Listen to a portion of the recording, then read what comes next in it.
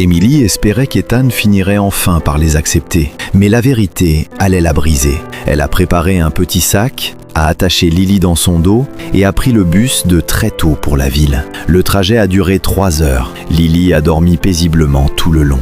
À l'arrivée, Émilie était submergée. Tant de voitures, des immeubles immenses, des gens qui couraient partout. Elle a demandé son chemin plusieurs fois, jusqu'à trouver enfin l'adresse d'Ethan.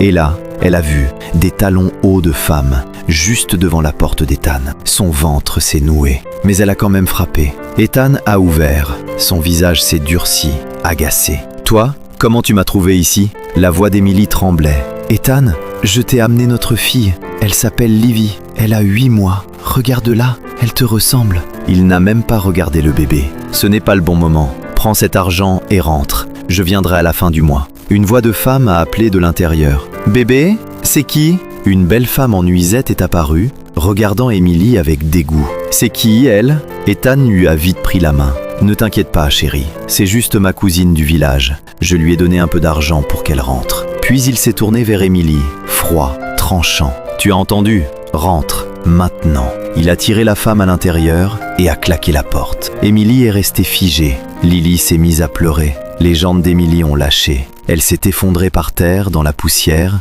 et toutes les deux pleuraient. « J'aurais dû écouter ma mère. » Soudain, la porte s'est rouverte. Ethan est sorti, furieux. « Tu es encore là ? Prends l'argent et pars. Si je reviens et que tu es encore ici, j'appelle la police. » Et il est parti. Émilie tremblait quand une femme en uniforme s'est arrêtée. « Ma sœur, tu ne peux pas rester au soleil avec un bébé. Qu'est-ce qu'il y a ?» En larmes, Émilie lui a tout raconté.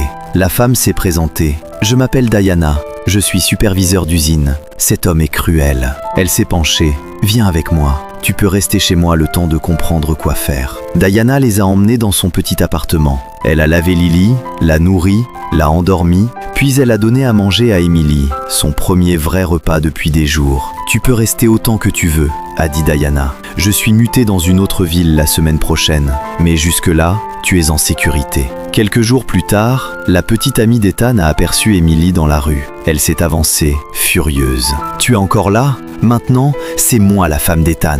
Je ne veux plus te voir dans ce quartier. » Puis elle a craché. « Ici, c'est pour les gens respectables, pas pour les filles sales du village. » Émilie est retournée chez Diana en pleurant et elle a décidé de rentrer au village. Diana lui a donné l'argent du transport et a noté son nouveau numéro. « Garde ça. Si tu as besoin de quoi que ce soit, appelle-moi. » Le lendemain matin, Émilie a remis Lily dans son dos et est montée dans le bus. Et pendant que la ville disparaissait derrière elle, Émilie s'est fait une promesse. Elle ne dépendrait plus jamais d'Ethan. Elle survivrait par elle-même. Mais elle ne le savait pas encore. Le voyage du retour allait devenir un cauchemar qui a failli la tuer.